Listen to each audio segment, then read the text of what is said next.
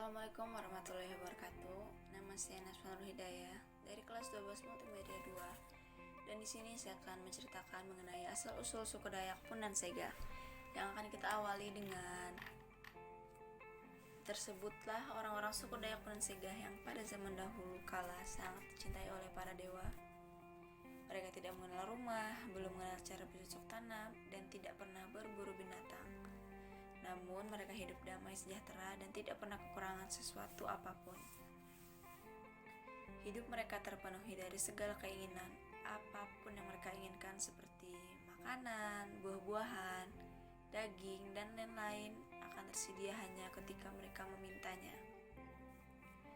Dan orang Punan tidak pernah bekerja berat, berpanas terik, atau menyelam di sungai untuk mendapatkan ikan. Mereka ingin makan tinggal panggil saja. Dan orang Punan Sega selalu rukun, tidak pernah bertengkar, tidak pernah iri dengki, dan saling menyayangi satu sama lain baik tua maupun muda.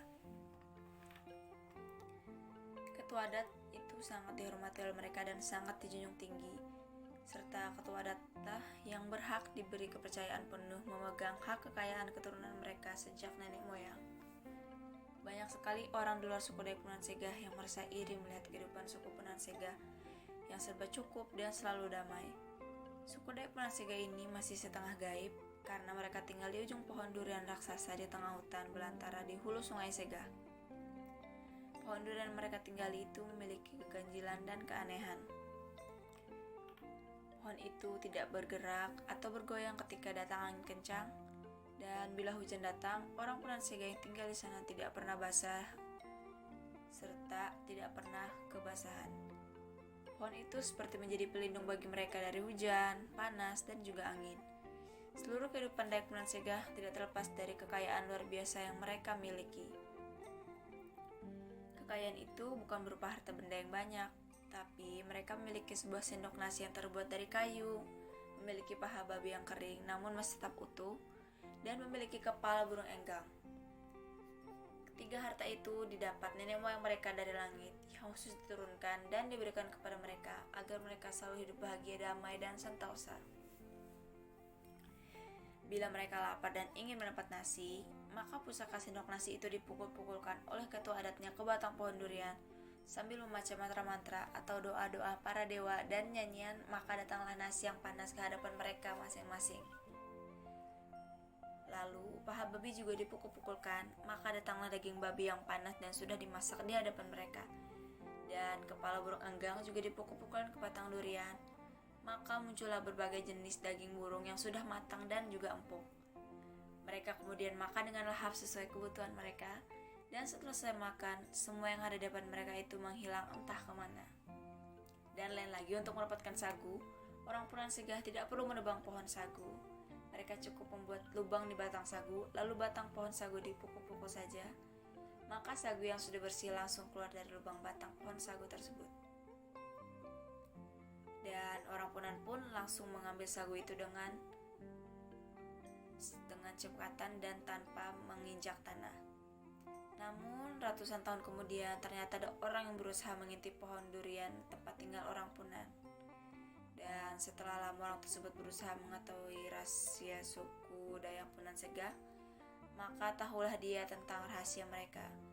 Berita mengenai kehidupan orang Punan Sega pun tersebar, dan gemparlah berita itu menjadi buah bibir semua kampung di tepian sungai Sega dan sampai ke pesisir pantai dan negeri-negeri lain yang jauh. Dan makin banyaklah orang yang berusaha memiliki pusaka suku Dayak Punan Sega tersebut. Namun mereka tidak ada yang berhasil, karena kapak-kapak mereka yang sangat tajam sekalipun tidak dapat merobohkan pohon durian raksasa itu. Jangankan roboh, bahkan terluka pun tidak batang pohon durian itu.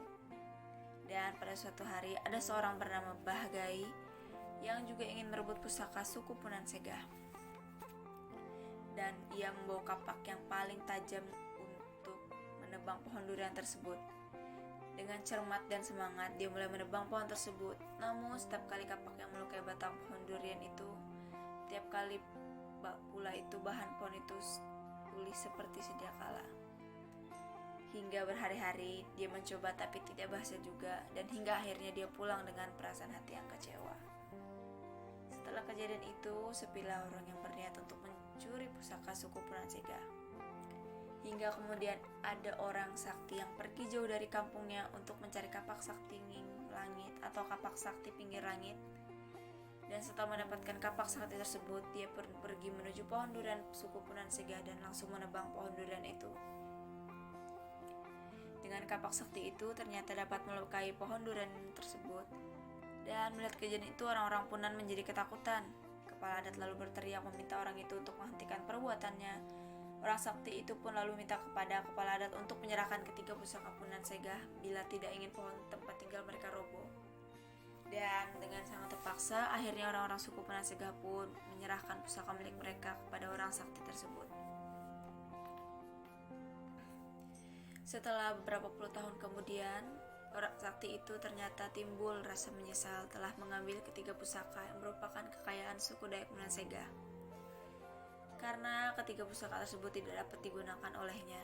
Bagaimanapun ketiga benda itu bukan untuknya, tapi untuk orang Punan Sega. Orang sakti itu pun sakit selama puluhan tahun, sembuh tidak, mati pun tidak. Sementara orang Punan Sega sejak peristiwa itu hidupnya tidak senyaman dulu lagi. Mereka harus berusaha berburu untuk mendapat makanan, dan hanya satu keajaiban yang mereka masih miliki yaitu mengambil sagu, di mana mereka cukup melubangi batang sagu dan memukul-mukul sagu keluar dan siap dimakan.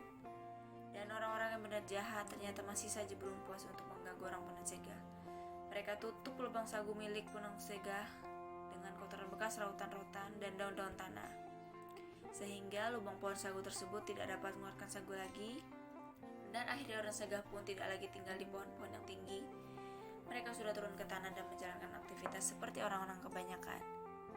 Mereka lalu pindah menuju jauh ke hulu sungai Sega agar jauh dari gangguan orang. Mereka mendirikan rumah-rumah dan mereka kemudian tinggal yang disebut dengan Long Lamas yang jauh di hulu sungai Sega. Seiring berjalannya waktu, orang Punan Sega pecah menjadi kelompok-kelompok kecil dan pindah ke Long Ayap, Long Pai, Melinau, dan Long Yin, dan sisanya mereka bertahan di Long Lamas. Tapi kampung pertama itu kemudian juga harus ditinggalkan dan mereka pindah ke Long Oke. Di kampung Long Oke inilah suku Punan Sega hingga kini masih bertahan. Dan itu saja cerita mengenai asal-usul suku Dayak Punan Sega. Dan semoga kalian mengerti apa yang saya bicarakan. Dan saya mengucapkan terima kasih dan wassalamualaikum warahmatullahi wabarakatuh.